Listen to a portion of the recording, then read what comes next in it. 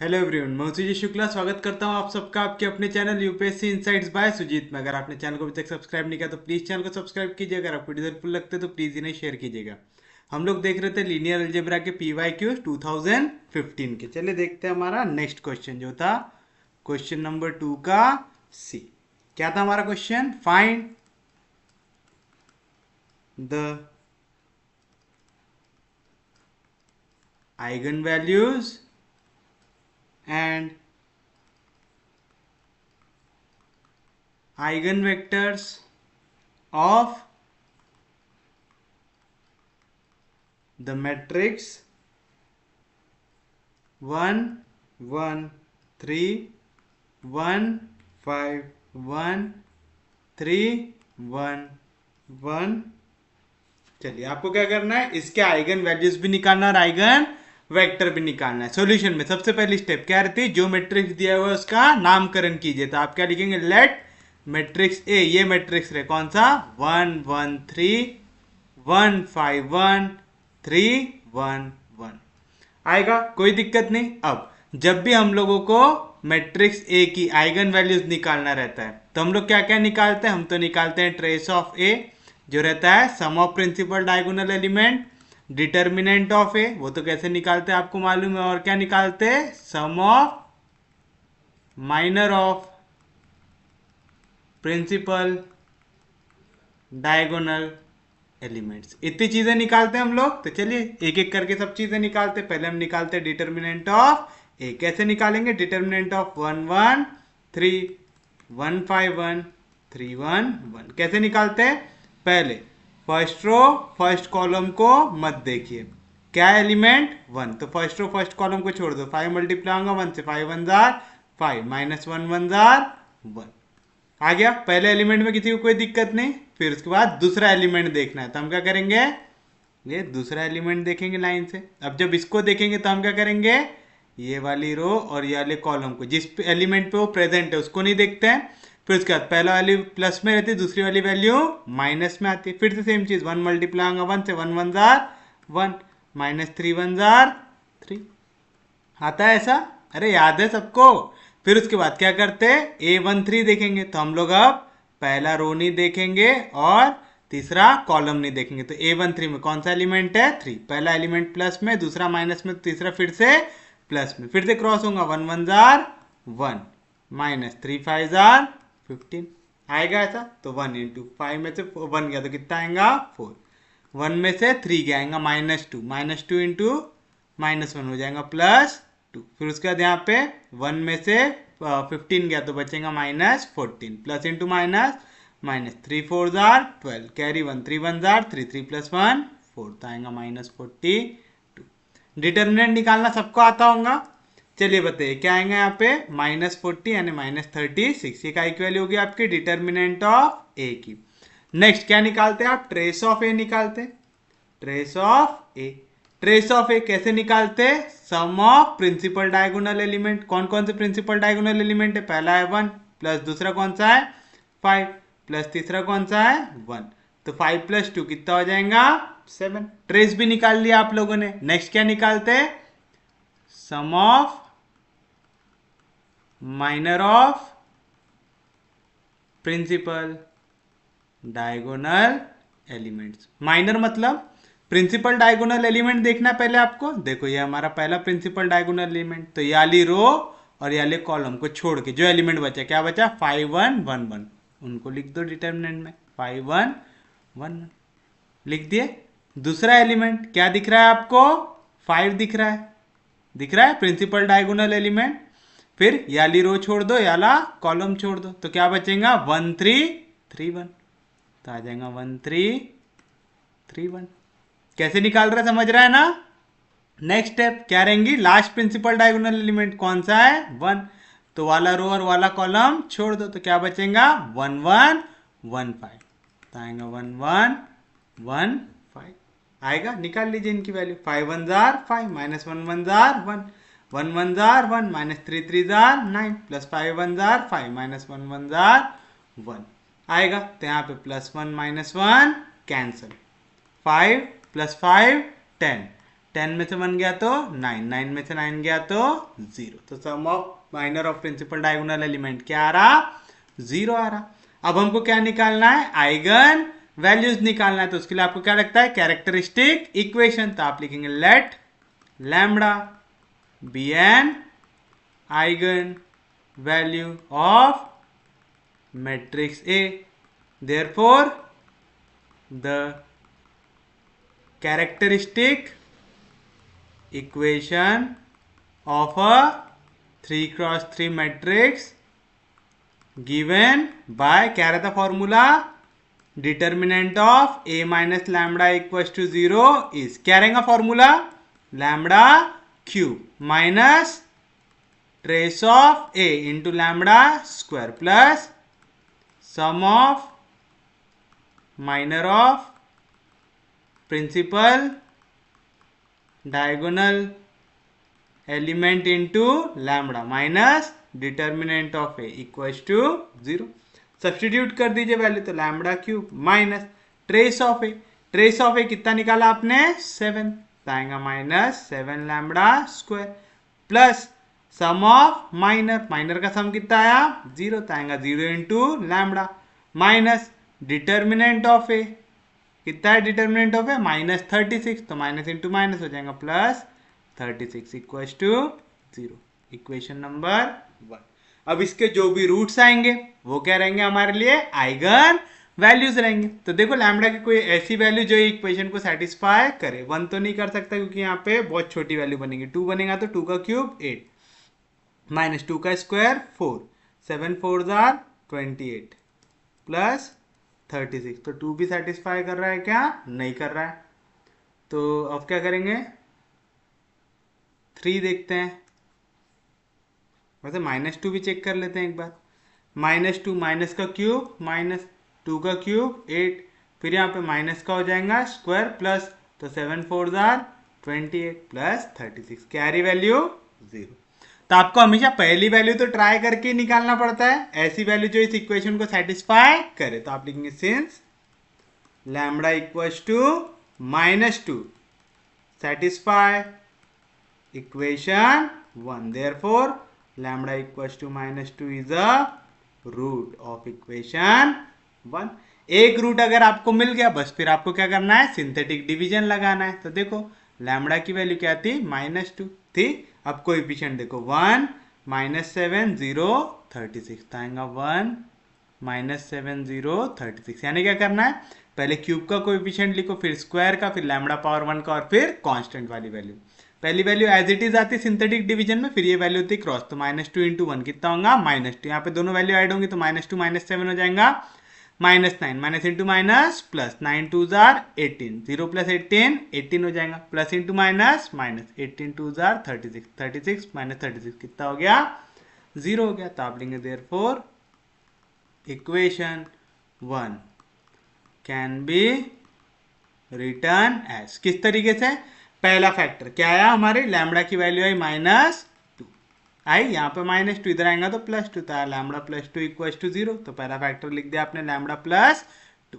फिर ये वैल्यू होती है कांस्टेंट की, इसके साथ आएगा लैम्बडा, इसके साथ आएगा लैम्बडा स्क्वायर, तो दूसरा फैक्टर क्या आएगा lambda square -9 into lambda plus 18 equals to 0। अब इनके फैक्टर निकालो, 1 इंटू 18 कितना होता 18। ऐसी वैल्यू जिनका मल्टीप्लीकेशन 18 आए लेकिन ऐड करने के बाद क्या वैल्यू बने -9, तो क्या आएगा -3 -6, minus into minus plus, 3 6 are 18 और -3 -6 कितना होता -9 होता। तो आप इसको लिख सकते हैं लैम्बडा +2 इंटू पहली वैल्यू लैम्बडा -3, दूसरी वैल्यू लैम्बडा -6 इक्वल्स टू 0। आप चाहते हैं यहाँ पे सब्सटीट्यूट भी कर सकते हैं, लैम्बडा स्क्वायर -9 लैम्बडा को आप लिख सकते हैं -3 लैम्बडा -6 लैम्बडा प्लस 18, फिर यहाँ पे लैम्बडा है उसका स्क्वायर है, लैम्बडा को कॉमन निकाल तो क्या बचेगा लैम्बडा -3, यहाँ पे -6 है कॉमन निकाल लेते हैं तो बचेगा लैम्बडा, यहाँ से माइनस को बाहर निकाल तो प्लस की जगह आ जाएगा -6 के टेबल में 18 कितने ज़्यादा है 3 ज़्यादा, फिर यहाँ पे भी लैम्बडा -3 कॉमन निकाल लो तो आएगा लैम्बडा -3 लैम्बडा -6 आएगा पक्के में। बट याद रखना अगर लैम्बडा स्क्वायर का कोएफिशिएंट 1 है ना तो ये जो फैक्टर आता है आप उनको डायरेक्टली लिख सकते हैं यहाँ पे, तो आपका टाइम थोड़ा सा बच जाएगा क्योंकि वाले क्वेश्चन 12 मार्क का दिया हुआ है लेकिन लेंथी है। चलो 3 वैल्यूज का मल्टीप्लीकेशन 0 है, मतलब पहली वैल्यू इक्वल टू 0, या तो दूसरी वैल्यू इक्वल टू 0, या तो तीसरी वैल्यू इक्वल टू 0। इसका मतलब लैम्बडा की पहली वैल्यू क्या आएंगी, यहाँ पे +2 इधर गया तो -2, यहाँ पे -3 इधर गया तो +3, यहाँ पे -6 इधर गया तो +6 are the eigen values of matrix A. तो आधा पार्ट हो गया हमारा सॉल्व। हमको क्या क्या निकालने को बोला था, आइगन वैल्यूज और आइगन वेक्टर। तो हमने आइगन वैल्यूज तो निकाल लिया, अब इनका निकालना है करस्पॉन्डिंग आइगन वेक्टर्स। तो चलिए आइगन वेक्टर के लिए क्या करते हैं, एक वेक्टर को अज्यूम कर लो। तो अपन लिखेंगे द आइगन वेक्टर x, जिसके एलिमेंट होंगे x, y और z। क्योंकि 3x3 का मैट्रिक्स है तो कितने एलिमेंट होंगे इसमें, 3 होंगे। तो आइगन वेक्टर x जिसकी value x, y, z corresponding to eigen value lambda is given by, क्या रहता formula, a minus lambda into x equal to 0। याद रखना हमेशा आपके आइगन वेक्टर का फॉर्मूला क्या रहता है, a minus lambda into x equal to 0। अब हमको क्या निकालना है, eigen vector corresponding to eigen value. पहली कौन सी है, लैम्बडा इक्वल टू -2 इज क्या आएगा, a माइनस लैम्बडा, लैम्बडा की वैल्यू क्या है -2, minus into minus +2 i into x equal to 0। That is, पहले देखो मैट्रिक्स ए देख लो, क्या है मैट्रिक्स ए हमारा,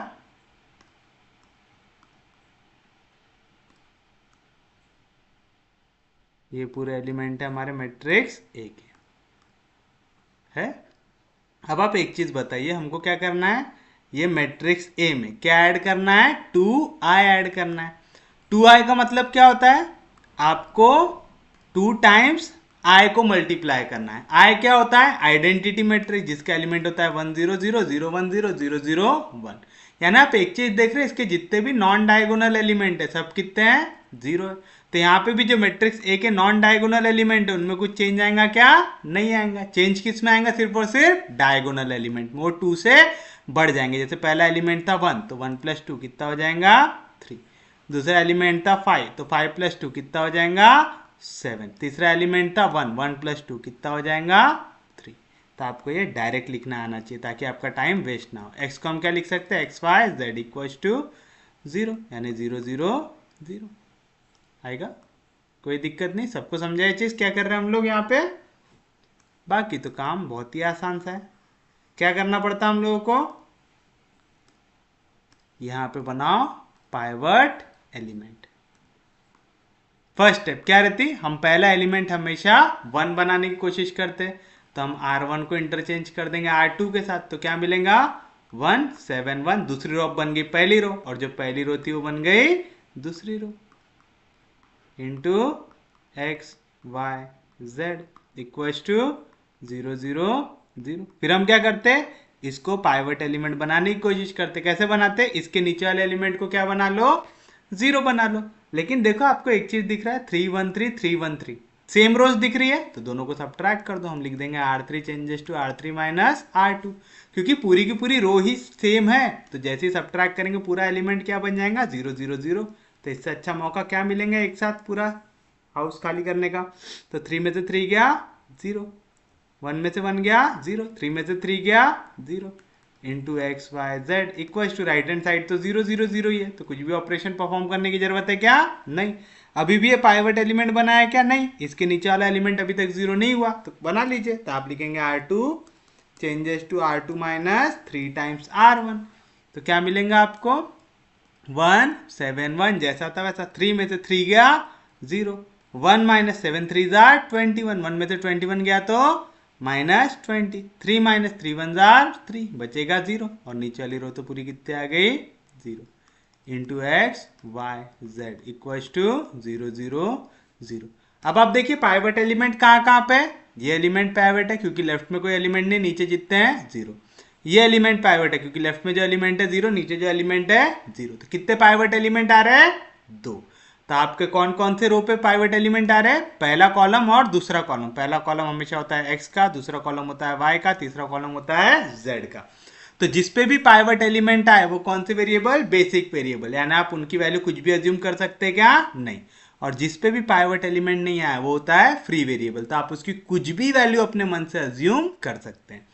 तो आप यहां से दो मेथड से आगे बढ़ सकते हैं। तो आप लिखेंगे since the pivot elements are in first and second columns, therefore x and y are basic variables and z is free variable.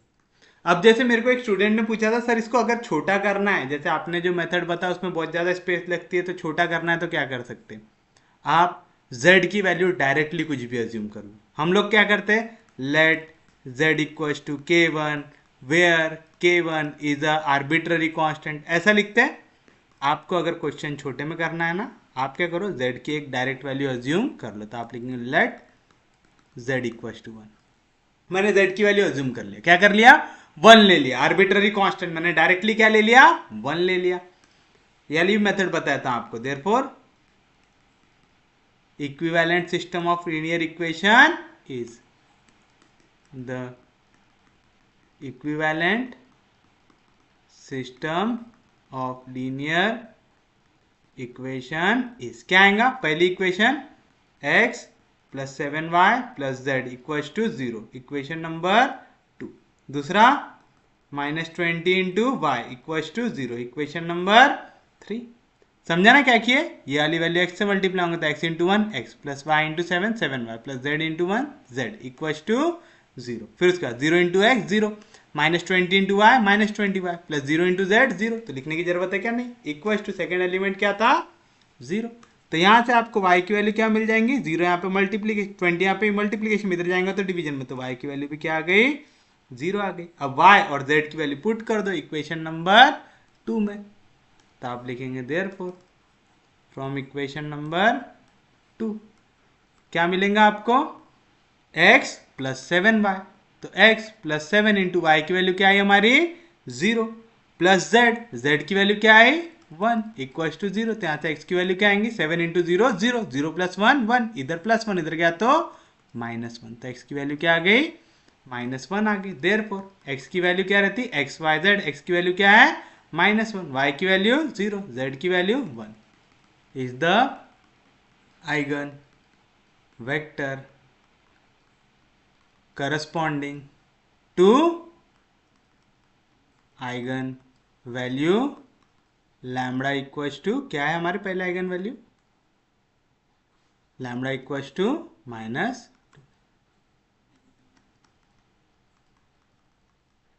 Therefore ये आ गया आपके लिए फाइनल आंसर। यहाँ पे मैंने एक भी आर्बिट्ररी कांस्टेंट को अज्यूम किया क्या, नहीं।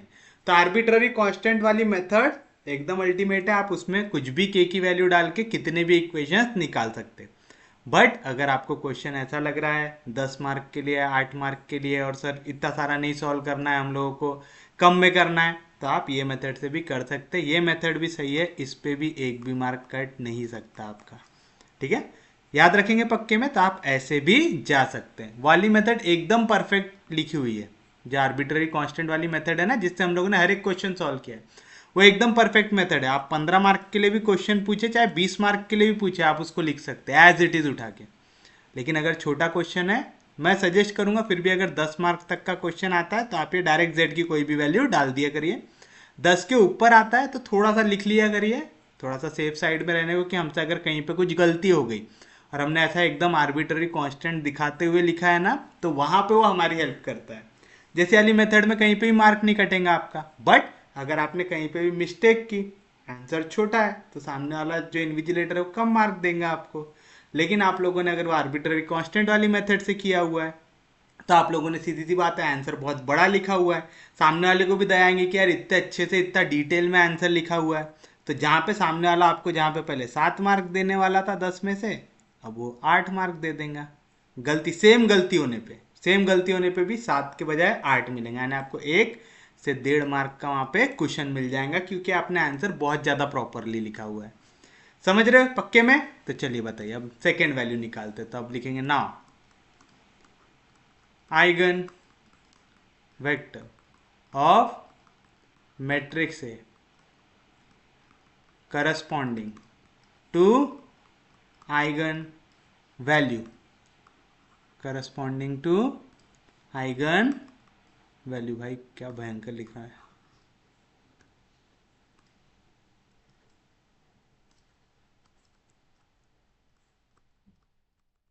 Corresponding to eigen value lambda equals to, second eigen value क्या निकाले थे हम लोगों ने 3,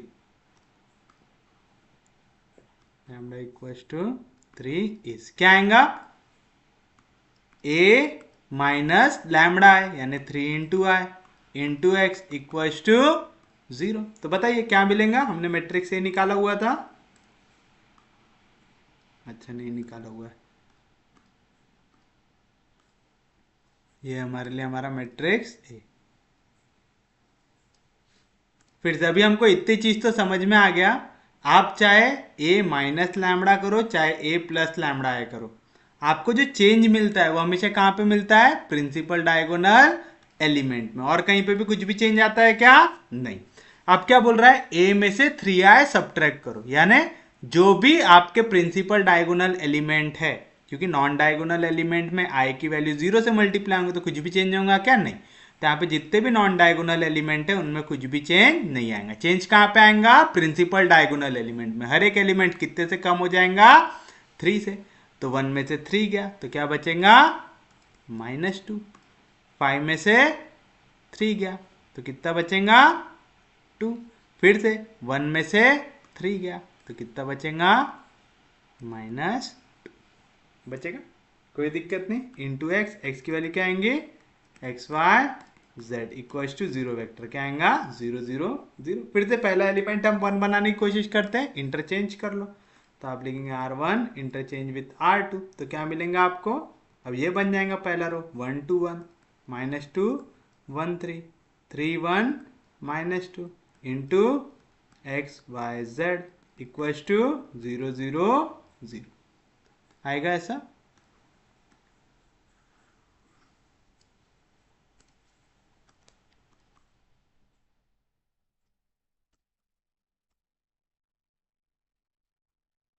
चलिए बताइए क्या होगा, अब इसको बनाना है पाइवट एलिमेंट, तो इसके नीचे के एलिमेंट हमको चाहिए 0, तो -2 में अगर 2 जोड़ दूंगा तो मेरे को मिल जाएगा 0, तो R2 changes to R2 plus 2 times R1। और R3 में क्या चेंज करना पड़ेगा, 3 में से 3 सब्ट्रैक्ट होना चाहिए, तो R3 changes to R3 minus 3 times R1।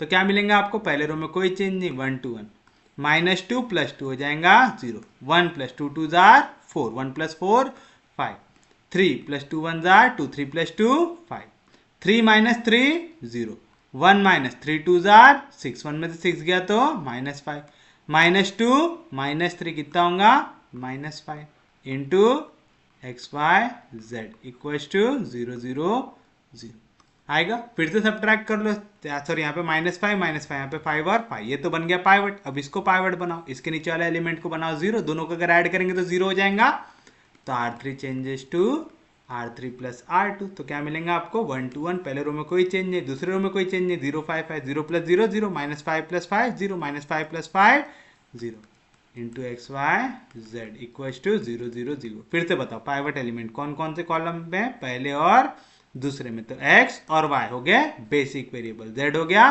Free variable, यानी आप z की कोई भी मर्जी अपनी वैल्यू अज्यूम कर सकते हैं, तो चलिए कर लेते हैं।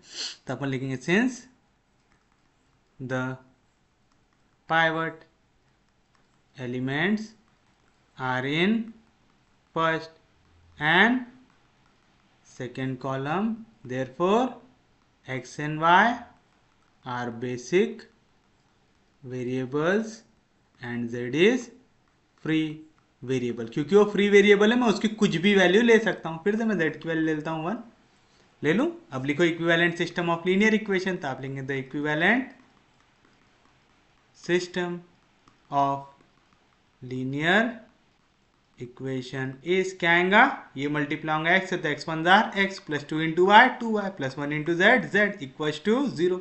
इक्वेशन नंबर 4, यहाँ पे 0 इंटू एक्स 0 लिखने की जरूरत है नहीं, plus 5 into y 5y plus 5 into z 5z equals to 0। Equation number 5 तो फ्रॉम इक्वेशन नंबर 5 क्या सॉल्व कर सकते हैं आप, यहाँ पे 5y जैसा था वैसा, यहाँ पे -5z प्लस 5z इधर गया तो -5z डिवाइड बाय 5, तो y की वैल्यू क्या आएंगी -z, यानी y की वैल्यू क्या आएंगी माइनस, z की वैल्यू आपने क्या लिए 1, तो y की वैल्यू क्या आ गई -1 आ गई। सब्सटीट्यूट कर दो इक्वेशन नंबर 4 पे, तो बताइए आपको इक्वेशन 4 क्या मिल जाएगा, x plus 2 into y, 2 into -1 -2 plus z यानी +1 इक्वल टू 0, -2 प्लस 1 कितना होगा -1, इधर जाएगा तो +1, तो x की वैल्यू क्या आ जाएंगी +1 आ जाएगी, आ जाएगी, कोई दिक्कत नहीं किसी को भी।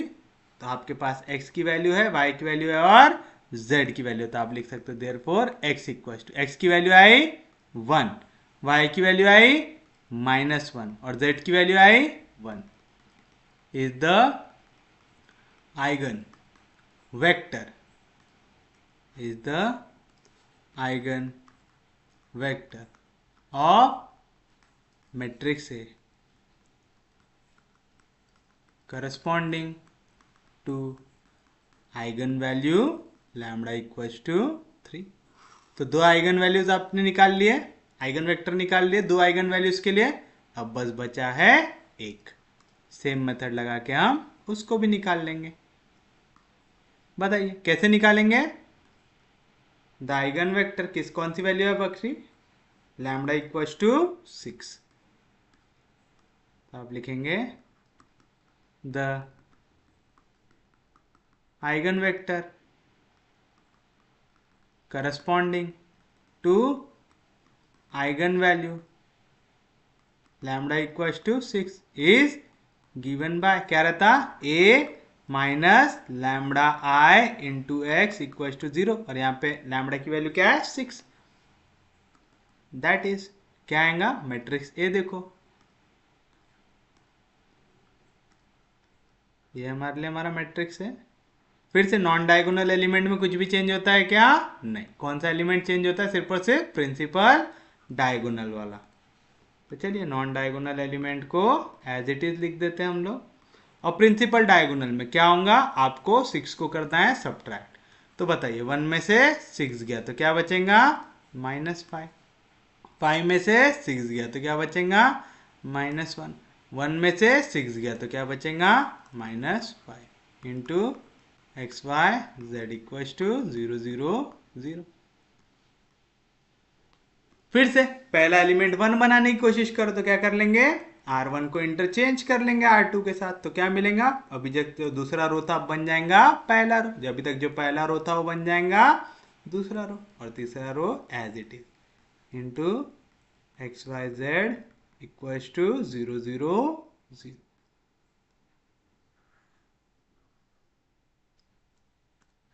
Copy paste. चलिए बताइए अब क्या होगा, इसको पाइवट एलिमेंट बनाने, तो इसके नीचे वाला एलिमेंट क्या चाहिए 0, कैसे बनाएंगे, R2 changes to R2 plus 5 times R1 and R3 changes to R3 minus 3 times R1। तो बताइए क्या मिलेगा आपको 1 -1 1 -5 प्लस 5 कितना हो जाएगा 0, 1 प्लस इंटू माइनस -5, तो 1 में से 5 गया तो कितना आएगा -4, 3 प्लस 5 1 जार 5, 3 प्लस 5 कितना हो जाएगा 8 होगा। सेम चीज यहाँ पे 3 -3 1 जार 3, 3 में से 3 गया 0, 1 माइनस इंटू माइनस प्लस, तो 1 प्लस 3 कितना हो जाएगा 4, यहाँ पे -5 -3 -5 -3 कितना होता -8 into x y z equal to 0 0 0 आएगा। फिर से दोनों रोज सेम दिख रहा है, ये तो बन गया पाइवट, इसको पाइवट बनाने तो इसके नीचे वाले एलिमेंट को बनाओ 0, कैसे बनाएंगे, R3 changes to R3 plus R2, क्योंकि सेम वैल्यू है माइनस साइन के साथ, तो ऐड करेंगे तो दोनों हो जाएंगी कैंसिल, तो क्या मिलेगा आपको 1 -1 1 0 -4 8 0 plus 0 0 4 -4 cancel 0 -8 plus 8 cancel 0 into x y z equal to 0 0 0। फिर से पाइवट एलिमेंट कौन कौन से कॉलम में, पहला और दूसरा कॉलम, तो x और y ये हो गए बेसिक वेरिएबल, यानी इनकी वैल्यू आप अपने मन से अज्यूम नहीं कर सकते। जहां पे पाइवट एलिमेंट नहीं आया वो क्या हो गया फ्री वेरिएबल, तो आप उसकी डायरेक्टली वैल्यू अज्यूम कर सकते हैं। एक बार आपने ये वाली चीज मेंशन कर दी है ना, तो आप चाहो तो डायरेक्टली यहाँ से let z equal to value assume करते हुए चल सकते हो, ठीक है। बार बार वही वाली लाइन लिखने की जरूरत नहीं है, बट मेरे को क्योंकि आपको याद कराना है करके बार बार लिख रहा हूँ। Since the pivot element are in first and, इतना याद रखना, आप जितना सिस्टमैटिक आंसर लिखेंगे आपके लिए उतना बेटर रहेगा। Since the pivot element are in first and second column, therefore x and y are basic variables and z is free variable। free है मतलब कुछ भी ले लो, तो मैं फिर से z को 1 ले लूंगा। चलिए बताइए अब क्या लिखेंगे, equivalent system of linear equation, तो आप लेंगे the equivalent system of linear equation is, क्या आएगा, ये x से मल्टीप्लाई होगा, x into one x minus five into one minus five plus z into one z equal to 0। Equation number 5 आएगा। उसके बाद minus 4 into y minus 4y plus 8 into z 8z equal to 0। Equation number 6। एक minute रुको, 1 2 3 5 तक use कर लेना equation. हाँ ये 6 होगा और 7 होगा, ये होगा इक्वेशन 6, ये होगा इक्वेशन 7। तो बताओ फ्रॉम इक्वेशन नंबर 7 क्या मिलेगा आपको, यहाँ पे माइनस 4y उधर जाएगा तो प्लस 4y, तो y की वैल्यू क्या आएंगे 8z बाय 4, यानी y की वैल्यू आएंगे 2 टाइम्स z, यानी y क्या मिलेगा 2 1 2 मिलेगा। कोई दिक्कत नहीं, आप चाहो तो डायरेक्ट लिख सकते थे, यहाँ पे वैल्यू प्लस, इधर गया तो माइनस, यहाँ पे माइनस 4 मल्टीप्लीकेशन, इधर जाएगा तो डिवीजन में माइनस माइनस कैंसिल, 4 2 8 हो जाएगा। तो क्या मिलेगा, z की वैल्यू है 1, तो 2 1 2, y भी आ गया आपके पास, तो इक्वेशन नंबर 6 है। क्या मिलेगा आपको, x माइनस वाई, वाई की वैल्यू क्या है 2 प्लस z, z की वैल्यू क्या है 1 इक्वल टू 0। माइनस 2 प्लस 1 कितना हो गया, माइनस 1, इधर माइनस 1 उधर गया तो प्लस 1, तो x की वैल्यू क्या आ गई, प्लस 1 आ गई। तो बताइए आपका आइगन वेक्टर क्या बना, therefore x equal to x y z, x की वैल्यू है 1 2 और 1, तो आ जाएगा 1 2 1 is the eigen vector corresponding to eigen value lambda equals to 6, eigen vector of matrix A corresponding to eigen value lambda equals to 6, और इसी के साथ आपका आंसर होता है समाप्त। तो आप देख रहे हैं क्वेश्चन थोड़ा सा लेंदी होता है, बट एक चीज याद रखना, अगर एक लेंदी क्वेश्चन दिया हुआ है तो पक्के में उसी पार्ट में कोई ना कोई शॉर्ट क्वेश्चन भी दिया हुआ होगा ज़्यादा मार्क के लिए, ताकि आपकी स्पेस एडजस्ट हो सके। तो जो यूपीएससी का एग्ज़ाम सेट करते हैं उन लोगों ऐसे पागल नहीं होते कि आप लोगों को ऐसा बड़े बड़े वाले क्वेश्चन दे दे। जैसे आपको जब भी आइगन वैल्यू आइगन वेक्टर निकालने का क्वेश्चन देंगे वो हमेशा लेंदी ही होगा। तो ऐसे क्वेश्चंस के बाद आपको कुछ ना कुछ ऐसे क्वेश्चंस मिलेंगे ही पक्के में जो बहुत कम स्पेस लेते हो सॉल्व होने में, ताकि आप लोगों का जितने आपको आंसर शीट दी हुई है उतने में पूरा का पूरा मैटर आ सके। अभी देखिए जैसे आपको मिलेगा आपका नेक्स्ट क्वेश्चन क्या दिया हुआ है, क्वेश्चन नंबर 3 का दिया हुआ है let v equals to R का क्यूब एंड t ये बिलोंग करता है ए वी को, for all a i belongs to a v, be defined by, जैसे आप ट्रांसफॉर्मेशन लगाओगे a1 a2 a3 पे, तो आपको जो आंसर मिलेगा वो मिलेगा 2 times a1 plus 5 times a2 plus a3 comma minus 3 times a1 plus a2 minus a3 comma minus a1 plus 2a2 plus 3a3। What is the matrix T relative to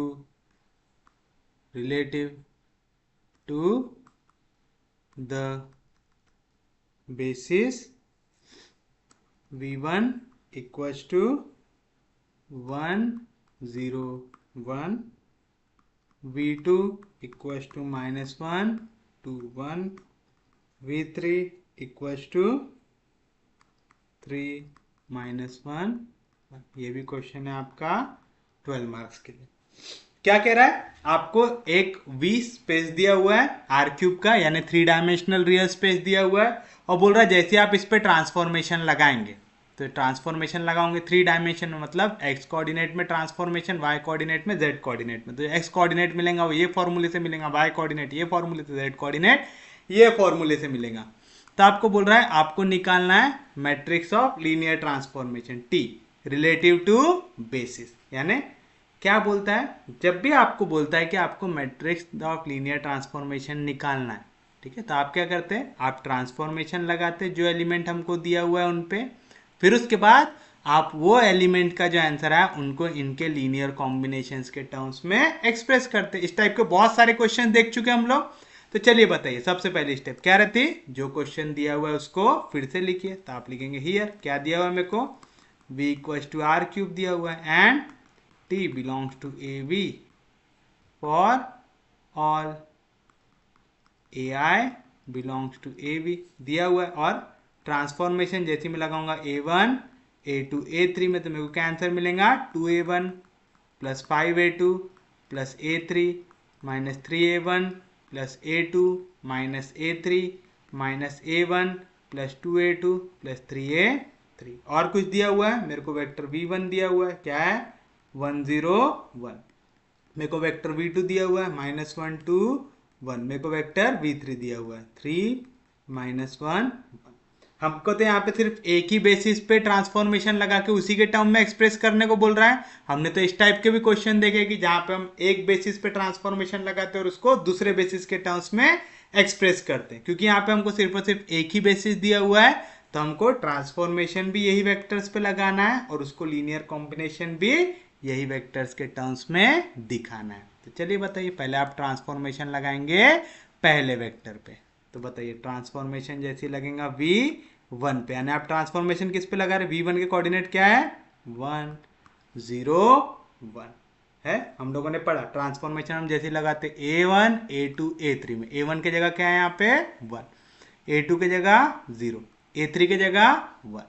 तो बताओ answer क्या आएगा, क्या आता 2 times a1, यानी 2 1 jar 2 है ना। a1 की वैल्यू है 1, a2 की वैल्यू है 0, a3 की वैल्यू है 1 1 0 1 1 0 1। तो क्या मिलेगा 2 1 jar 2 plus 5 0 jar 0 plus 1 minus 3 1 jar -3 plus 0 minus a3 की वैल्यू 1। उसके बाद माइनस a1 यानी -1 प्लस 2 इंटू 0 यानी 0 प्लस 3 1 जार 3। इसका मतलब क्या मिल गया हमको t1 p1 की वैल्यू की ट्रांसफॉर्मेशन हम जैसे पहले वेक्टर पे लगाएंगे तो क्या आंसर आएगा 2 + 1 3 -3 -1 -4 -1 + 3। तो ये आ गया हमारा ट्रांसफॉर्मेशन लगाने के बाद पहला वेक्टर आ गया। सिमिलरली अब बाकी के निकालो, ट्रांसफॉर्मेशन लगाना है अब हमको हमारे सेकेंड वेक्टर पे। क्या है हमारा second vector, transformation on v2। तो ट्रांसफॉर्मेशन लगेगा v2 पे, क्या है v2 की वैल्यू -1 2 1, तो a1 की जगह आ गया -1, a2 की जगह 2, a3 की जगह 1। तो बताइए क्या मिलेगा -1 2 1 -1 2 1 -1 2 1। तो 2 into -1 -2 5 2 jar 10 plus 1 minus into minus plus 3 1 jar 3 plus 2 -1 minus into minus plus 1 plus 2 2 jar 4 plus 3 1 jar 3। तो बताइए क्या मिलेगा आपको, देयरफॉर जैसे आपने ट्रांसफॉर्मेशन लगाया v2 पे तो क्या मिला 10 + 1 11, 11 में से 2 गया तो 9, 3 2 - 1 1 1 + 4 3 4, उसके बाद 4 + 4 8। तो ये आ गया आपका ट्रांसफॉर्मेशन लगाने के बाद v2 की वैल्यू। ऐसे ही ट्रांसफॉर्मेशन निकालो कब, जब आप v3 पे लगाएंगे। देयरफॉर ट्रांसफॉर्मेशन लगाने के बाद v3 की वैल्यू, यानी ट्रांसफॉर्मेशन आपको लगाना v3 पे जिसकी वैल्यू 3 -1 -1, तो आएगा 3 -1 1 3 -1 1।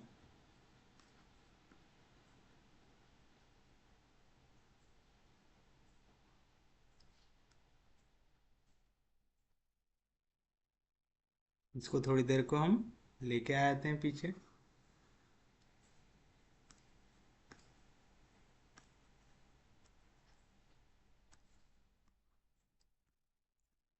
थ्री -1 1 इन पे ट्रांसफॉर्मेशन लगा, 3 -1 1, 3 -1 1, 3 -1। बताइए क्या आएंगी वैल्यू। पहला कोऑर्डिनेट आएगा 3 2 जार 6, -5 1 जार 5 +1, 3 इंटू -3 कितना आएगा -9, फिर उसके बाद -1 उसके बाद 3 इंटू -9 तो आएगा -3, 2 इंटू -1 होगा -2 प्लस 3 1 जार 3। तो बताइए क्या है आपको TV3 की वैल्यू। जैसे आपने ट्रांसफॉर्मेशन लगाया V3 पे तो क्या मिलेगा आपको, 6 में से 5 गया तो 1 1 + 1 -10 -11 और यहाँ पे +3 -3 कैंसिल तो बचेगा -2। तो आपको ट्रांसफॉर्मेशन लगाने के बाद V3 की भी वैल्यू मिल गई। बट आपको सिर्फ ट्रांसफॉर्मेशन लगाने के बाद जो वैल्यू आ गई उसको डायरेक्ट लिख सकते क्या, नहीं लिख सकते। यहाँ पे स्टैंडर्ड ऑर्डर्ड बेसिस रहता तो हम डायरेक्टली लिख देते थे, यहाँ पे स्टैंडर्ड ऑर्डर्ड बेसिस है क्या, नहीं। तो अब जो भी ट्रांसफॉर्मेशन लगाने के बाद वैल्यू आई है आपको क्या करना पड़ेगा, उसको इनका लीनियर कॉम्बिनेशन बनाना पड़ेगा। क्या करना पड़ेगा, जो भी स्टैंडर्ड वैल्यू आई है उसको इनका लीनियर कॉम्बिनेशन बनाना पड़ेगा। यानी वो कुछ इस फॉर्म में दिखना चाहिए कि x into V1 plus y into V2 plus Z into V3, कुछ इस फॉर्म में, जहाँ पे एक्स वाई जेड क्या आने चाहिए, स्केलर आने चाहिए। या तो ABC को स्केलर ले लो, ले सकते हैं ऐसा। तो हम क्या करेंगे, अब एक लीनियर कॉम्बिनेशन ढूंढने की कोशिश करेंगे कि कोई भी अगर 3 डायमेंशन वाला पॉइंट है, जैसे मैं बोल रहा हूँ उसका कुछ x कोऑर्डिनेट है, उसका कुछ y कोऑर्डिनेट है, उसका कुछ z कोऑर्डिनेट है, मैं क्या करूंगा इनको एज अ लीनियर कॉम्बिनेशन लिखूंगा। किनका, वेक्टर v1 v2 और v3 का। तो मैं इसको लिखूंगा a times v1 plus b times v2 plus c times v3। लिख सकता है ऐसा, where a b and c ये सब के सब क्या है, आर स्केलर्स। क्या है ये सब के सब स्केलर्स है। ये चीज समझ में आया, ए बी और सी क्या है, स्केलर्स है। क्योंकि आप लोगों को जब भी आपको एक मैट्रिक्स ऑफ लीनियर ट्रांसफॉर्मेशन लिखना पड़ता है रिलेटेड टू बेसिस, तो आप क्या करते हैं, ये जो भी वेक्टर्स दिए हुए रहते हैं इनका लीनियर कॉम्बिनेशन में जो भी ट्रांसफॉर्मेशन के बाद वैल्यू है उसको एक्सप्रेस करते हैं। तो अब ट्रांसफॉर्मेशन लगाने के बाद जो वैल्यू आई उसमें क्या दिख रहा है हमको, कुछ ना कुछ x कोऑर्डिनेट, कुछ ना कुछ y कोऑर्डिनेट, कुछ ना कुछ z कोऑर्डिनेट दिख रहा है। तो मैंने उसकी वैल्यू क्या ले लिया, x y और z ले लिया कि यहाँ पे x y और z तीनों के x y z कोऑर्डिनेट अलग अलग आ रहे हैं, तो मैंने लिख लिया x y और z कोऑर्डिनेट। इनको बना दिया लीनियर कॉम्बिनेशन, किनका, जो वेक्टर दिए हुए तो आएगा a times v1 plus b times v2 plus c times v3। पक्के में समझा। तो चलिए बताइए क्या आएगा आपका, x y z equal to a times v1। क्या है v1 की value 101 plus b times v2। क्या है v2 की value -1 2 1 plus c times v3। क्या है v3 की वैल्यू 3 -1 1। कीजिए ब्रैकेट को ऊपर तो क्या मिलेगा आपको, x y z equal to a multiply होगा 1 से तो a 1 जार a, b मल्टीप्लाई होगा -1 से तो आएगा -b, c मल्टीप्लाई होगा 3 से तो आएगा +3c। ये बना मेरा सबका x कोऑर्डिनेट बना। अब y की बारी, a मल्टीप्लाई होगा 0 से तो आएगा 0a, b मल्टीप्लाई होगा 2 से तो आएगा +2b, c मल्टीप्लाई होगा -1 से तो आएगा -c। ये बना मेरा y कोऑर्डिनेट। अब z कोऑर्डिनेट, a मल्टीप्लाई होगा 1 से तो आएगा a, b मल्टीप्लाई होगा 1 से तो आएगा b, c मल्टीप्लाई होगा 1 से तो आएगा c। आएगा, कोई दिक्कत नहीं। तो देयरफॉर इक्वालिटी लगाओ, इसका x कोऑर्डिनेट इक्वल रहेगा x कोऑर्डिनेट से, यानी a minus b plus 3c की वैल्यू आएंगी इक्वल टू x। दूसरा 0a plus 2b minus c ये इक्वल रहेगा y कोऑर्डिनेट से, और तीसरा a plus b plus c ये इक्वल रहेगा z कोऑर्डिनेट से रहेगा। अब इन मैट्रिक्स को लिखो, इन इक्वेशंस को लिखो मैट्रिक्स फॉर्म में। तो आप लिखेंगे राइटिंग अबव इक्वेशंस इन मैट्रिक्स फॉर्म। क्या मिलेगा आपको, पहले पूरों के x कोऑर्डिनेट क्या आएगा 1 0 1, फिर दूसरों के y कोऑर्डिनेट यानी b कोऑर्डिनेट क्या आएगा -1 2 1, फिर पूरों के c कोऑर्डिनेट आएगा 3 -1 1। पूरे यहाँ पे जो वेरिएबल्स है वो कौन से हैं, ए बी और सी। इक्वल्स टू जो राइट हैंड साइड है वो क्या है, एक्स वाई जेड आएगा। कोई दिक्कत नहीं, कोई डाउट नहीं। अब यहां से आप ले लो आपका ऑगमेंटेड मैट्रिक्स। तो आप करेंगे consider the augmented matrix.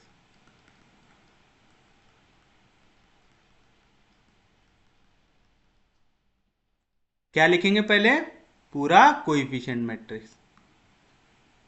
Augmented matrix कैसे लेते हैं, ये पूरा कोएफिशिएंट मैट्रिक्स सबसे पहले उठाते हैं,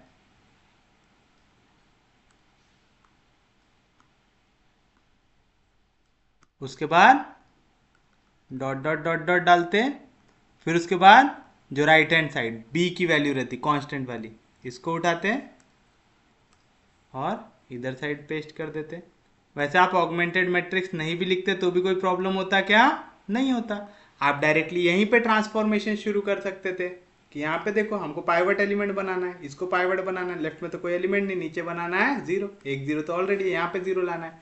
तो आप डायरेक्टली भी कर सकते हैं। आपको यहाँ पे ऑगमेंटेड मैट्रिक्स कंसिडर करना ही जरूरी है क्या, नहीं है। और ऑगमेंटेड मैट्रिक्स कंसिडर करके करना है तो ऐसा कर लो। बताइए क्या करेंगे। अब ये तो ऑगमेंटेड आपको पाइवट बनाना है, तो ये तो जीरो आ गया, उसके नीचे जीरो लाना है, तो क्या करेंगे, R3 changes to R3 minus R1।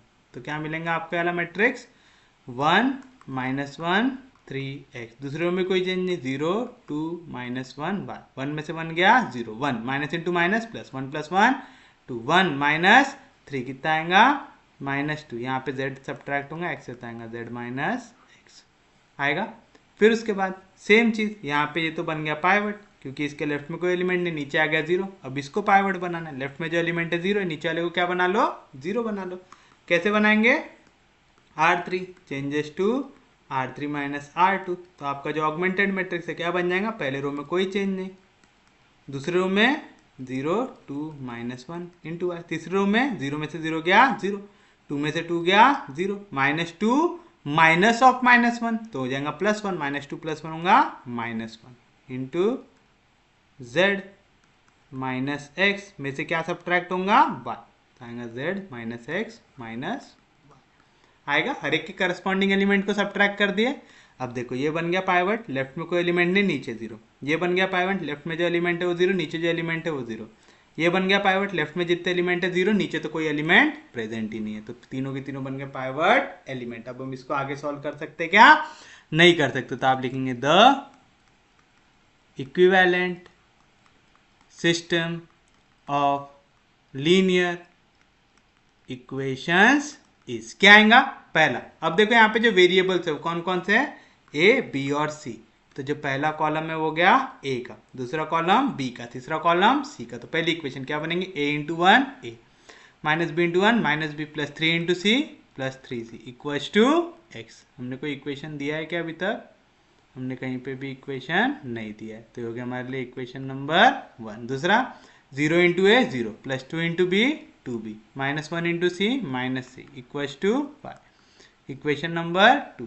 और थर्ड क्या बनेगा, 0 into a 0 0 into b 0 -c into 1 -c equals to z -x -5। यहाँ पे -c multiply by minus sign कर दो, c की वैल्यू क्या आएंगी, minus into minus plus x minus into minus plus 5 plus into minus minus z।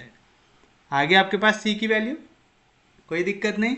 तो बताइए equation 2 क्या चेंज हो जाएंगी, क्या था आंसर, 2b -c की वैल्यू क्या थी, z -x -5 equals to y।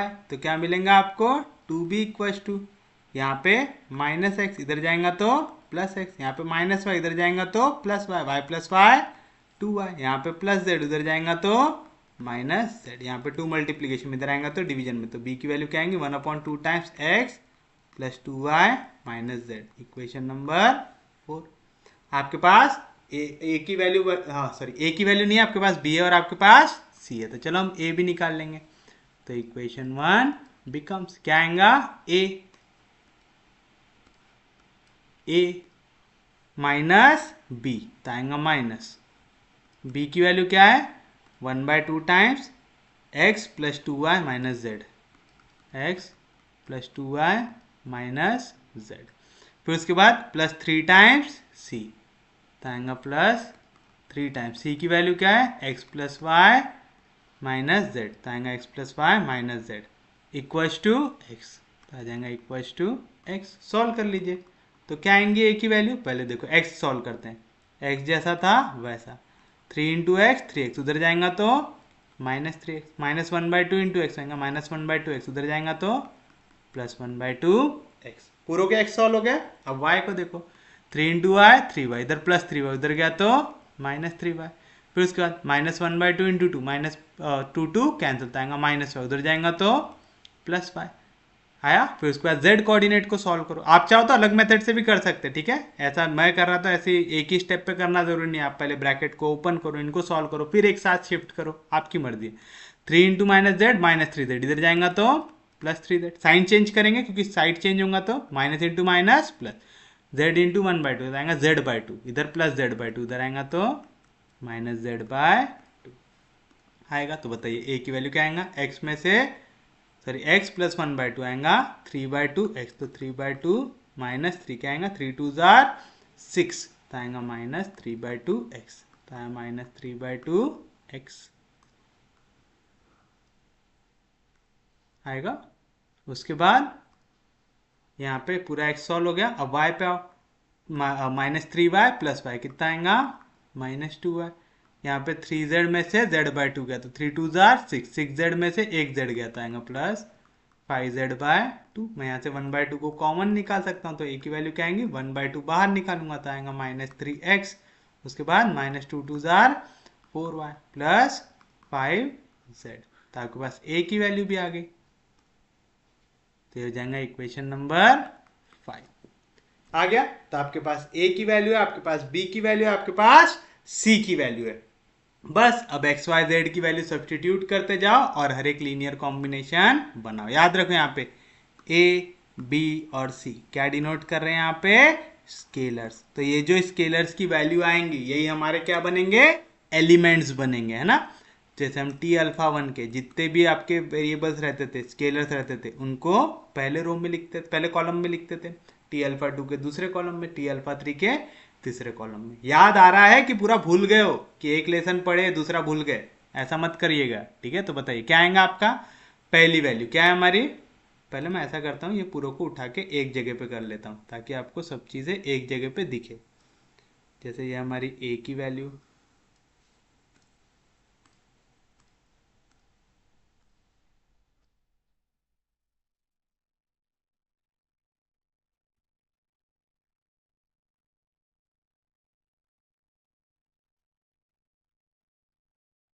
ये हमारी बी की वैल्यू,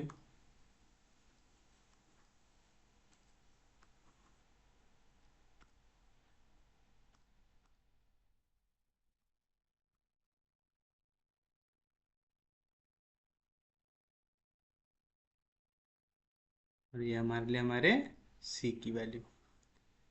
बस अब क्या करो यहाँ पे एक्स वाई और जेड कोऑर्डिनेट की वैल्यू सब्सटीट्यूट करो और आपका आपका फाइनल आंसर मिल जाएगा। हमने सबसे पहले क्या निकाला है टी अल्फा टी वी1 निकाला है ना, यहाँ पे अल्फा की जगह का ऐसे वेक्टर को डिनोट किया है बी से, तो हमारे पास टी वी1 की वैल्यू है।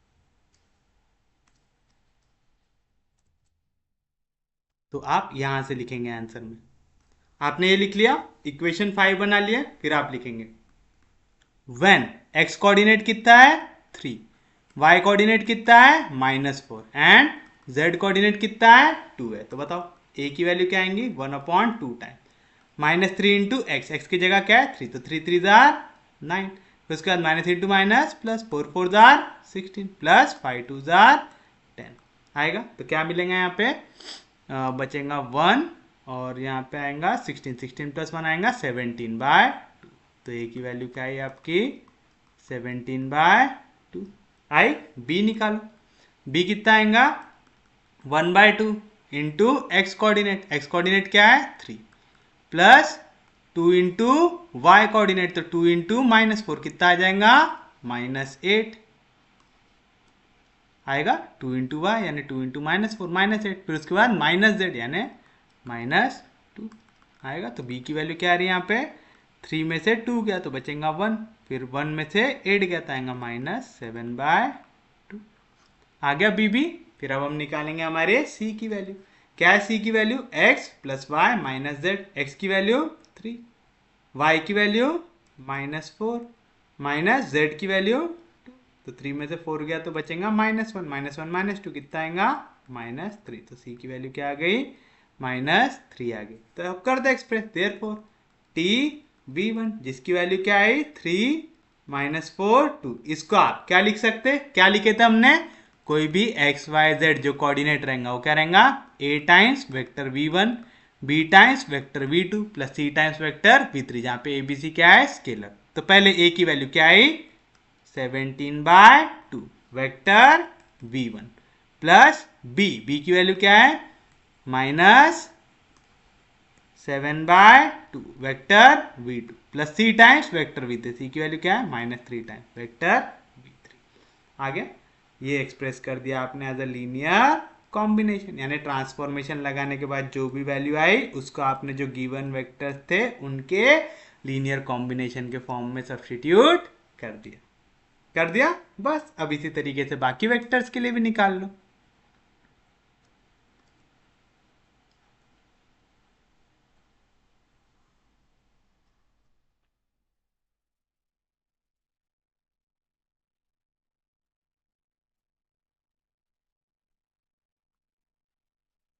सेकेंड वेक्टर क्या है हमारे लिए, टी वी टू निकाले होंगे आपने।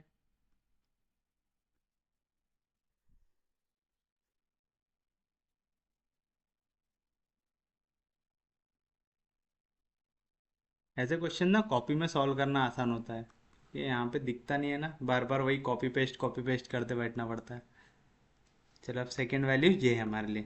तो व्हेन एक्स कोऑर्डिनेट क्या है हमारा 9, वाई कोऑर्डिनेट क्या आया 4, जेड कोऑर्डिनेट क्या आया 8। तो बताइए उस केस में ए की वैल्यू क्या आएंगी 1/2 time -3 × 9, 3 9s are 27 plus into minus minus 4 4s are 16 plus into plus plus 5 8s are 40। तो क्या आएंगी वैल्यू यहाँ से ए की 40 में से 27 जाएगा तो आएगा 23 है ना, और 23 में 13 और 13 में से फिर जाएगा 16 तो कितना आएगा -3, तो आएगा -3/2। आगे ए की वैल्यू कोई दिक्कत नहीं, कोई डाउट नहीं। नेक्स्ट बी निकालेंगे। बी की वैल्यू क्या आएंगी 1/2 इंटू एक्स, एक्स की वैल्यू क्या है 9 प्लस 2 इंटू वाई, तो 2 4s are 8 माइनस जेड यानी -8। तो यहाँ पे 8 8 कैंसिल, तो क्या है वैल्यू बी की वैल्यू आई 9/2। अब किसकी वैल्यू निकालेंगे आप, सी की निकालेंगे। क्या है सी की value x plus y minus z, तो 9 प्लस 4 माइनस 8, 9 में से 8 गया 1, 1 + 4 5, सी की वैल्यू क्या आ गई 5 आ गई। आपके पास ए बी सी की वैल्यू है, तो आपका जो वेक्टर है कौन सा टी v2 जिसके कोऑर्डिनेट क्या है 9 4 8, तो हो गया x y और z। इसको आप क्या लिख सकते हैं a टाइम्स v1 यानी -3/2 times v1 plus b times v2 यानी 9/2 times v2 plus c times v3 यानी 5 टाइम्स v3। सेकेंड को भी आपने वेक्टर्स के फॉर्म में रिप्रेजेंट कर दिया। अब बारी है आपके थर्ड की।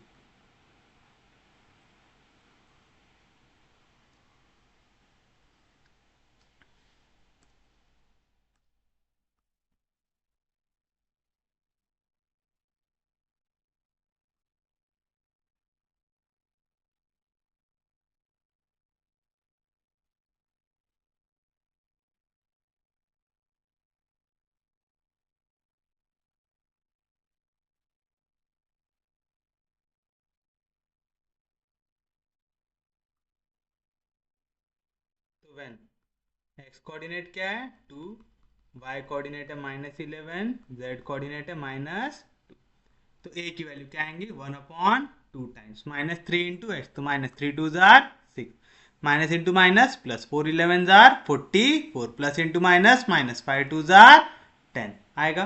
तो बताइए ए की वैल्यू क्या आएंगी, यहाँ पे है -16, तो -16 करेंगे तो मेरा दिमाग भी हैंग हो गया। 44 में से 16 सब ट्रैक करना था, यहाँ से बोरो करेंगे 1 तो 14, 314 में से 6 गया तो बचेगा 8 और यहाँ पे बचेगा 2, तो आएगा 28/2, 28/2 यानी a की वैल्यू क्या आ जाएंगी 14। आ गई, कोई दिक्कत नहीं। सॉरी यार, मेरा दिमाग थोड़ा सा हैंग हो जा रहा है अभी।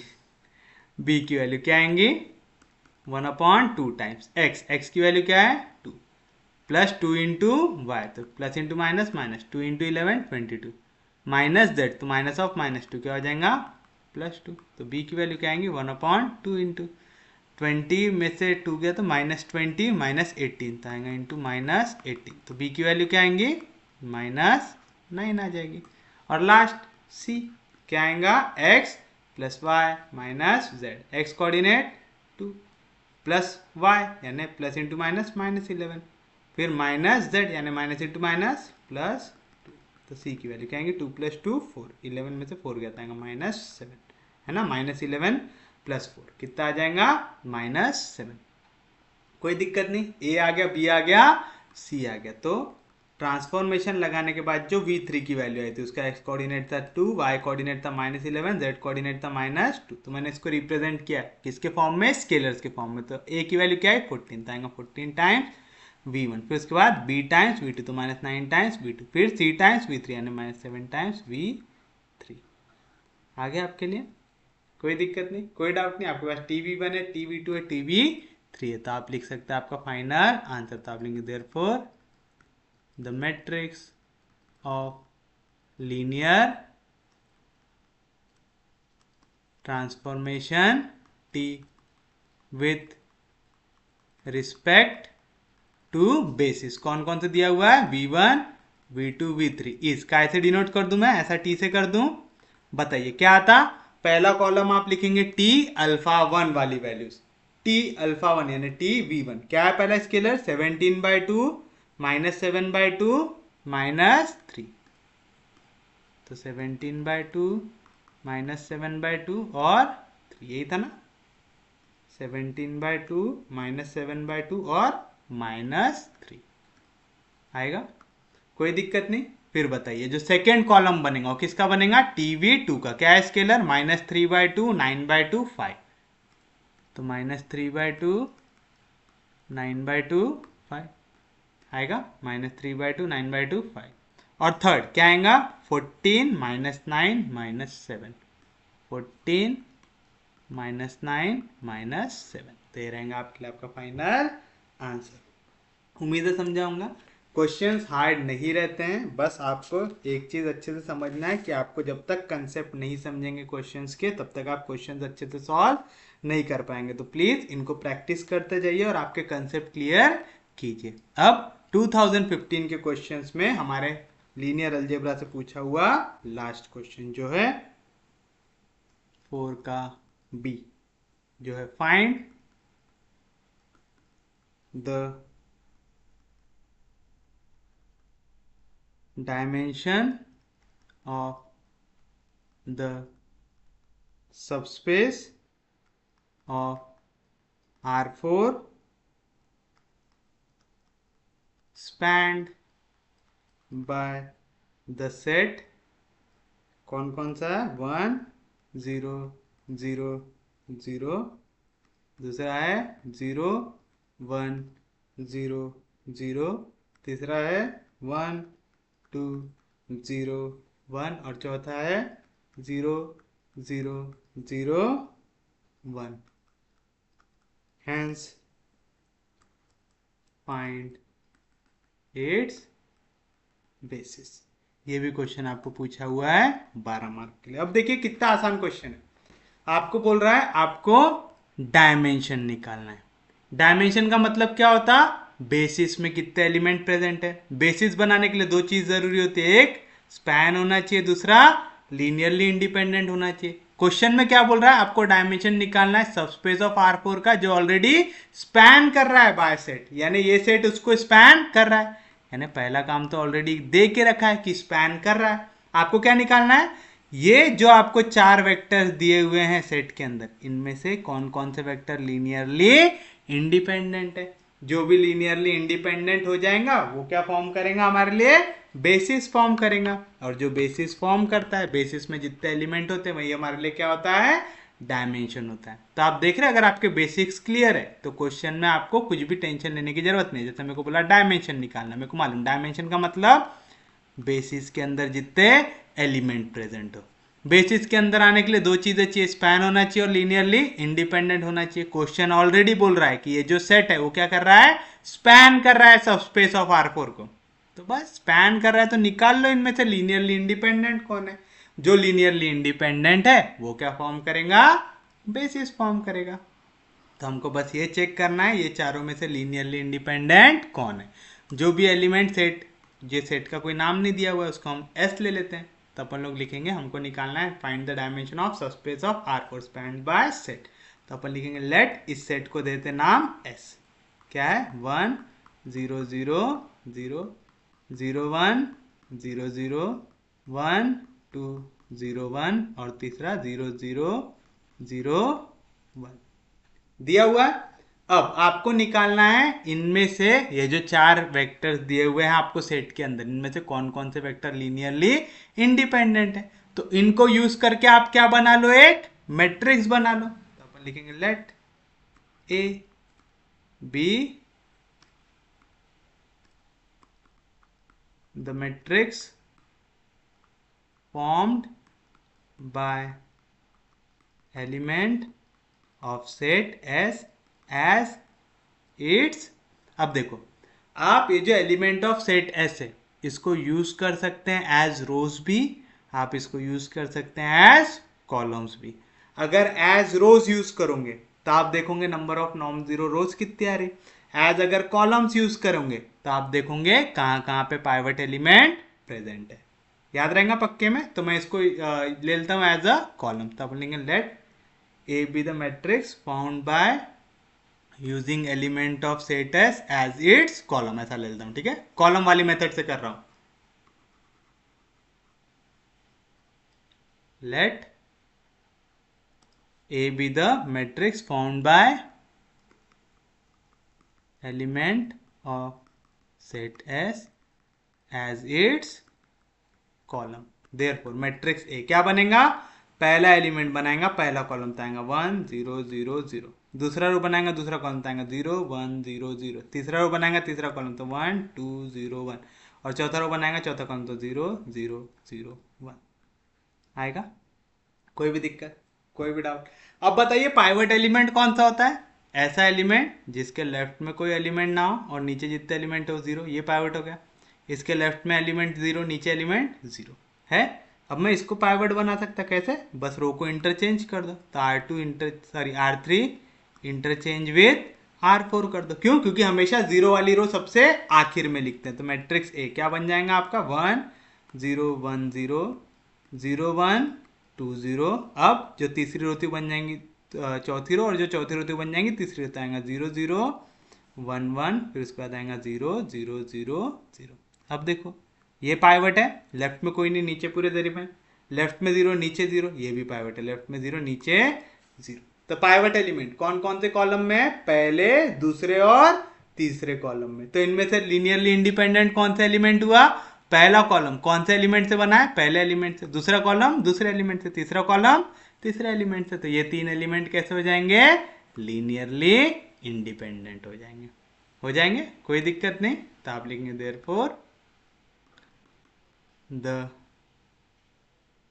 पहले इसको और थोड़ा सिस्टमैटिक लिख देते हैं क्योंकि क्वेश्चन बहुत ज़्यादा छोटा हो गया है। तो इसमें अब कुछ ना कुछ थ्योरी हमको जबरदस्ती डालना पड़ेगा। तो आप लिखेंगे विच इज इन एक्लॉन फॉर्म। लिखिए आपने इनको क्या लिख दिया, कौन से फॉर्म में, ये एक्लॉन फॉर्म में। तो चलो इसका रैंक निकाल लेते हैं। तो आप लिखेंगे देयरफॉर वी नो दैट क्या मालूम है आपको, रैंक ऑफ अ मैट्रिक्स। ये क्या होता है, equals to number of non zero row, जो इक्वल होता है नंबर ऑफ पाइवट एलिमेंट्स है। तो देयरफॉर रैंक ऑफ मैट्रिक्स ए कितना आ जाएगा, कितने पाइवट एलिमेंट है यहाँ पे 3, कितने नॉन जीरो रो है 3, तो रैंक ऑफ ए भी कितना आ जाएगा 3। और याद रखना यहाँ पे रैंक ऑफ ए 3 आ गया, यानी यहाँ पे कितने लीनियरली इंडिपेंडेंट एलिमेंट है 3 लीनियरली इंडिपेंडेंट एलिमेंट है। तो बेसिस में भी कितने एलिमेंट आएंगे 3 एलिमेंट आएंगे, और जितने एलिमेंट बेसिस में आते वही क्या रहता है डायमेंशन रहता है। तो आप लिखेंगे therefore the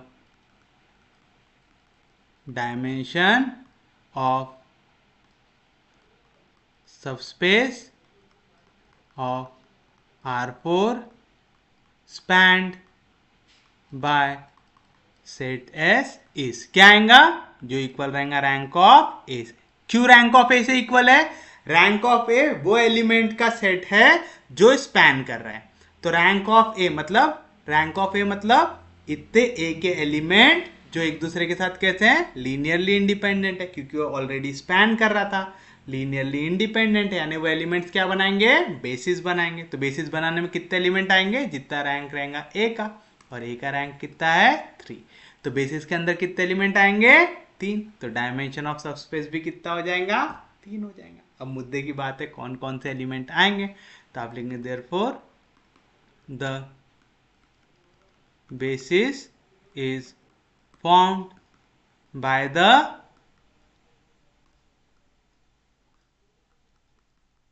column of matrix A,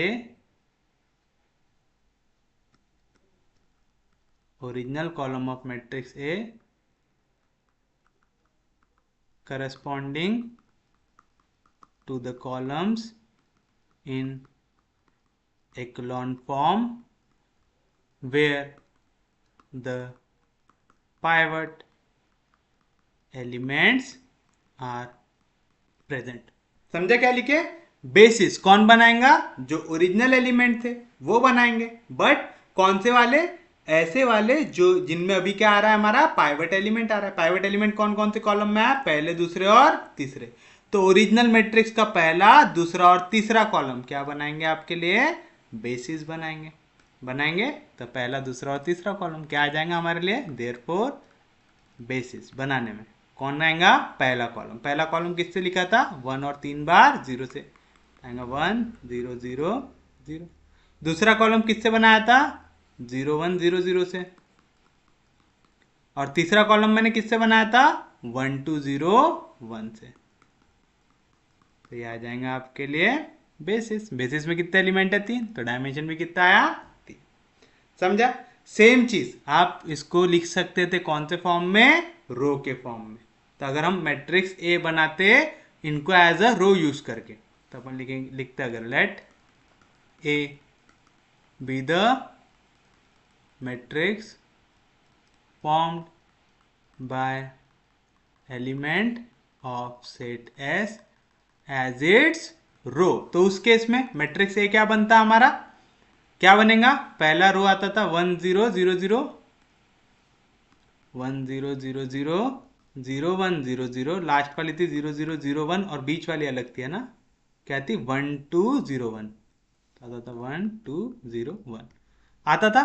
इस केस में भी आप क्या करते थे, इसको सॉल्व करते थे, पाइवट एलिमेंट बनाने की कोशिश करते थे। इसको पाइवट बनाना तो इधर 0 लाना है, तो आएगा R3 changes to R3 minus R1, तो मैट्रिक्स ए क्या मिलता है यहाँ से 1 0 0 0। दूसरे में कोई चेंज नहीं, 0 1 0 0, 1 में से 1 गया 0, 2 में से 0 गया 2 0 1, फिर आता था 0 0 0 1। अब ये तो बन गया पाइवट एलिमेंट है ना। अब इसको पाइवट बनाना है, तो यहाँ पे तो ऑलरेडी 0, नीचे क्या लाओ 0 लाओ। कैसे लाओगे, R3 changes to R3 minus 2 times R2, तो क्या मिल जाएगा आपको, matrix A is equivalent to 1 0 0 0, second 0 1 0 0, उसके बाद 0 में से 0 गया 0, 2 में से 2 गया 0 0 1, तो उसके बाद 0 0 0 1 आएगा। देखो अब ये बन गया पाइवट एलिमेंट, ये बन गया पाइवट एलिमेंट। अब इसको पाइवट बनाना है, कैसे बनाएंगे, नीचे वाली वैल्यू को सब्ट्रैक्ट कर दो, तो क्या आएगा आपका R4 changes to R4 minus R3, तो क्या मिलेगा आपको मैट्रिक्स से 1 0 0 0 0 1 0 0 0 0 0 1 0 0 0 0 आएगा। अब ये मैट्रिक्स है कब बना था, जब आपने यहाँ पे एलिमेंट्स को कैसे यूज किया था एज इट्स रो, तो आप देखेंगे नंबर ऑफ नॉन जीरो रोज। समझ रहे हैं? फिर से आप सेम चीज लिखेंगे, पाइवट एलिमेंट अभी भी 3 ही आ रहे हैं, नंबर ऑफ नॉन जीरो रोज अभी भी 3 ही है, तो रैंक ऑफ ए अभी भी कितना आएगा? 3 ही आएगा। बट आपने रैंक ऑफ ए 3 निकाला, तो डायमेंशन जो निकालना था वो भी कैसे इक्वल रहेगा? 3 लीनियरली इंडिपेंडेंट एलिमेंट है, तो डायमेंशन भी कितना आएगा? 3, क्योंकि यही 3 एलिमेंट क्या बनाएंगे? बेसिस बनाएंगे। बट यहाँ पे आपने क्या देखा था? आपने रोज फॉर्म किए थे उनसे, ठीक है। पहले वाले केस में मैंने क्या फॉर्म किया था? कॉलम फॉर्म किया था, तो मैंने देखा था पाइवट एलिमेंट कौन से कॉलम में आ रहे। अब मैंने क्या बनाया? रोज बनाया, तो मेरे को ये देखना पड़ेगा पाइवट एलिमेंट कौन से रोज पे, यानी कौन सी नॉन जीरो रोज है। यहाँ पे कौन कौन सी नॉन जीरो रोज है? पहली, दूसरी और तीसरी। तो आप लिखेंगे देयरफॉर द बेसिस ऑफ, क्या बोला था? Basis of, basis is found by, ऐसे ही लिख देते, therefore basis is formed by the non-zero rows of, नहीं तो basis is formed by the rows of original matrix, rows of original matrix corresponding to the non-zero rows of the matrix A in echelon form. Therefore basis की value क्या आएंगी? बताओ कौन कौन सी रोज non zero आई? पहली, दूसरी और तीसरी। कौन सी है पहली रो? 1 0 0। दूसरी रो कौन सी है? 0 1 0 0। और तीसरी रो कौन सी है? 1 2 0 1। तो 1 2 0 1। तो आपको अगर ये मेथड अच्छी लगती, ये मेथड से जाओ, ये मेथड अच्छी लगती, ये मेथड से जाओ। दोनों में से जो भी चीज में आपकी कमांड है। मैं जनरली, हम लोग क्योंकि हमेशा पाइवट एलिमेंट वाली मेथड यूज करते हैं, तो मैं जनरली वाली मेथड यूज करता हूँ। बट अगर आपको रोज वाली करना है तो आप नॉन जीरो रोज वाली मेथड से भी कर सकते हैं। तो ये रहेगा आपके लिए आपका फाइनल आंसर। तो इसी के साथ हमारे 2015 के लीनियर अलजेब्रा के भी क्वेश्चन होते हैं समाप्त। तो आप देख रहे हैं क्वेश्चन कितना छोटा था, 12 मार्क के हिसाब से बहुत छोटा क्वेश्चन था। तो आपको ऐसे बड़े क्वेश्चंस के साथ साथ छोटे क्वेश्चंस भी दिए जाते हैं ताकि आप टाइम मैनेज कर सके और स्पेस मैनेज कर सके। तो ऐसा नहीं है कि अंधाधुंध आपसे कैसे भी क्वेश्चन पूछे जाएंगे। तो उम्मीद है आपको लेक्चर समझ में आया होगा। अगर आपको लेक्चर समझ रहे हैं, यूजफुल लग रहे हैं, तो प्लीज़ चैनल को सब्सक्राइब कीजिए, वीडियो को शेयर कर दीजिए। सबसे इंपॉर्टेंट चीज़, पढ़ते रहिए, रिवाइज करते रहिए। हम लोग मिलेंगे कल, तब तक के लिए take care, have a nice day.